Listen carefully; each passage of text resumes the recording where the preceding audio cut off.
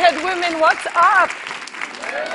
Not good enough. Hello, TED Women, what is up?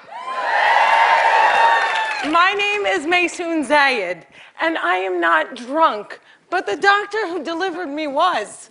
He cut my mom 6 different times in 6 different directions, suffocating poor little me in the process. As a result, I have cerebral palsy, which means I shake all the time. Look. It's exhausting. I'm like Shakira meets Muhammad Ali. CP is not genetic. It's not a birth defect. You can't catch it. No one put a curse on my mother's uterus, and I didn't get it because my parents are first cousins, which they are. It only happens from accidents, like what happened to me on my birthday. Now, I must warn you, I'm not inspirational.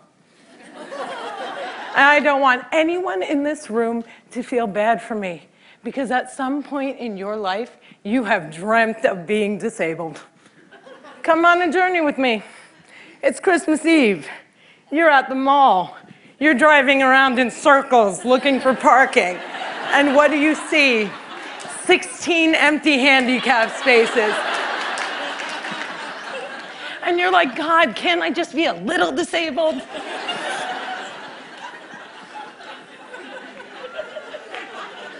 Also, I gotta tell you, I got 99 problems and palsy is just one. If there was an oppression Olympics, I would win the gold medal. I'm Palestinian, Muslim, I'm female, I'm disabled, and I live in New Jersey.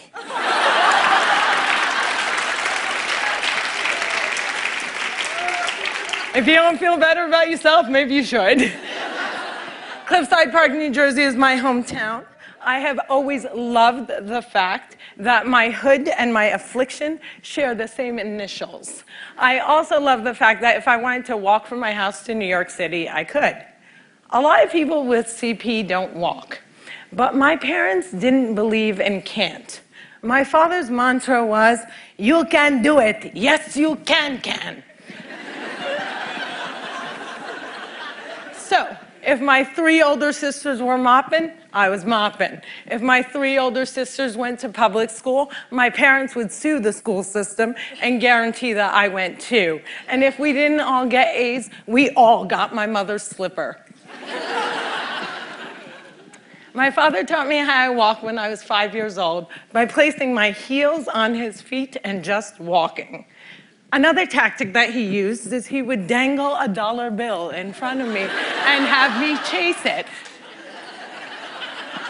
My inner stripper was very strong, and by the first day of kindergarten, I was walking like a champ who had been punched one too many times. Growing up, there were only 6 Arabs in my town, and they were all my family. Now there are 20 Arabs in town, and they are still all my family. I don't think anyone even noticed we weren't Italian.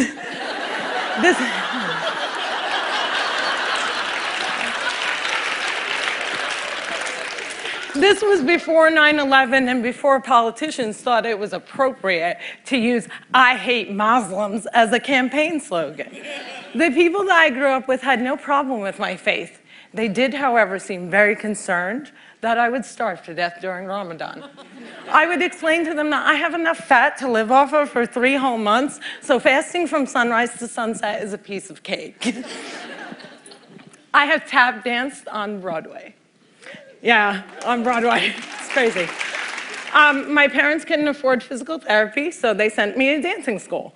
I learned how to dance in heels, which means I can walk in heels. And I'm from Jersey, and we are really concerned with being chic. So if my friends wore heels, so did I. And when my friends went and spent their summer vacations on the Jersey Shore, I did not. I spent my summers in a war zone because my parents were afraid that if we didn't go back to Palestine every single summer, we'd grow up to be Madonna.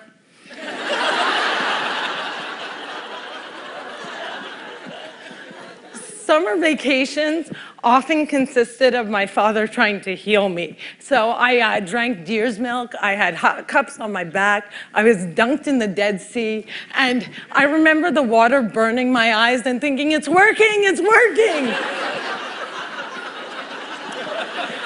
But one miracle cure we did find was yoga. I have to tell you, it's very boring. But before I did yoga, I was a stand-up comedian who can't stand up. And now I can stand on my head. My parents reinforced this notion that I could do anything, that no dream was impossible. And my dream was to be on the daytime soap opera General Hospital. I went to college during affirmative action and got a sweet scholarship to ASU, Arizona State University, because I fit every single quota. I was like the pet lemur of the theater department. Everybody loved me. I did all the less than intelligent kids' homework. I got A's in all of my classes, A's in all of their classes. Every time I did a scene from The Glass Menagerie, my professors would weep. But I never got cast. Finally, my senior year, ASU decided to do a show called They Dance Real Slow in Jackson. It's a play about a girl with CP. I was a girl with CP. So I start shouting from the rooftops, I'm finally gonna get part. I have cerebral palsy. Free at last, free at last. Thank God almighty I'm free at last. I didn't get the part. Sherry Brown got the part. I went racing to the head of the theater department, crying hysterically like someone shot my cat, to ask her why. And she said it was because they didn't think I could do the stunts. I said, excuse me, if I can't do the stunts, neither can the character.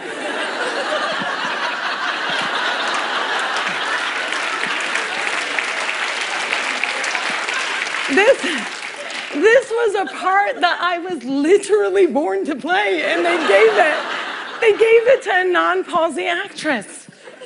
College was imitating life. Hollywood has a sordid history of casting able-bodied actors to play disabled on screen. Upon graduating, I moved back home, and my first acting gig was as an extra on a daytime soap opera. My dream was coming true, and I knew that I would be promoted from diner to wacky best friend in no time. But instead, I remained a glorified piece of furniture that you could only recognize from the back of my head. And it became clear to me that casting directors didn't hire fluffy ethnic disabled actors. They only hired perfect people, but there were exceptions to the rule. I grew up watching Whoopi Goldberg, Roseanne Barr, Ellen, and all these women had one thing in common. They were comedians. So I became a comic.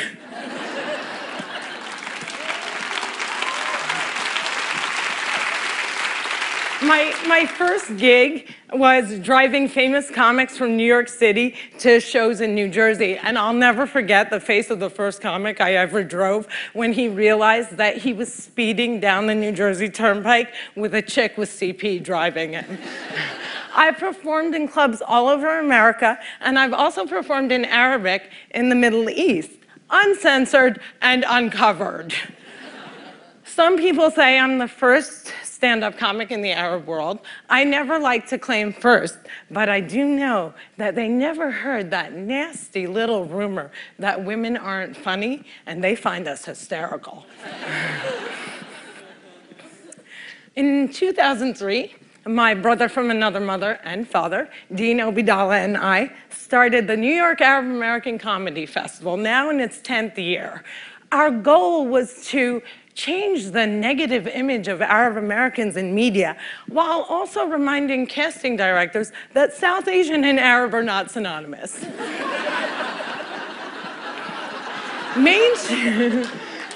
Mainstreaming Arabs was much, much easier than conquering the challenge against the stigma against disability. My big break came in 2010. I was invited to be a guest on the cable news show Countdown with Keith Olbermann. I walked in looking like I was going to the prom, and they shuffle me into a studio and seat me on a spinning rolling chair.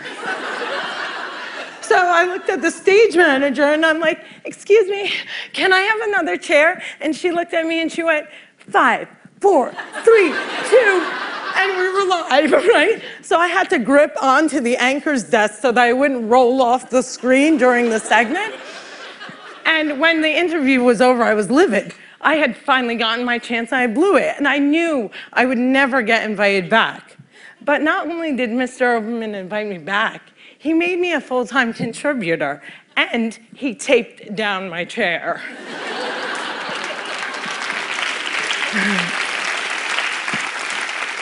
One fun fact I learned while on the air with Keith Olbermann was that humans on the internet are scumbags.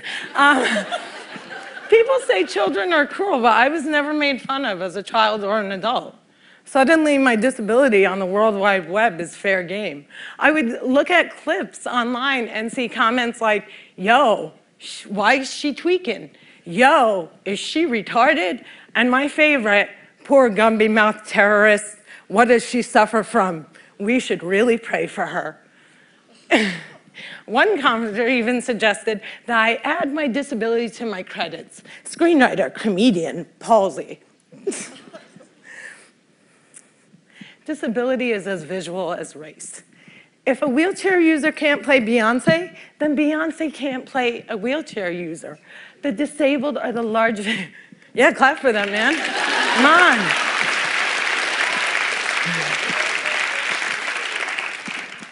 People with disabilities are the largest minority in the world, and we are the most underrepresented in entertainment. The doctor said that I wouldn't walk, but I am here in front of you. However, if I grew up with social media, I don't think I would be. I hope that together we can create more positive images of disability in the media and in everyday life. Perhaps if there were more positive images, it would foster less hate on the internet. Or maybe not. Maybe it still takes a village to teach our children well.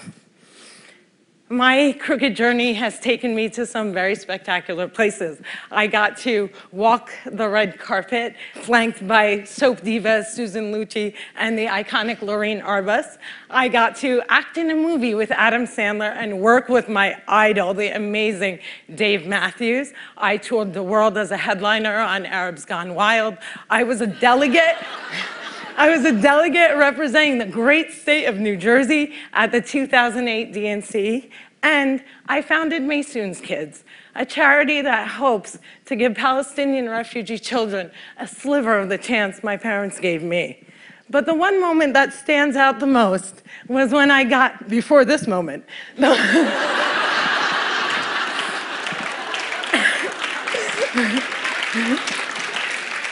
but the one moment that stands out the most was when I got to perform for the man who flies like a butterfly and stings like a bee, has Parkinson's and shakes just like me, Muhammad Ali.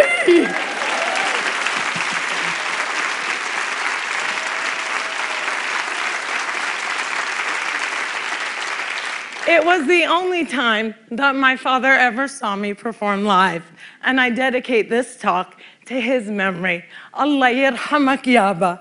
My name is Maysoon Zayid, and if I can, you can.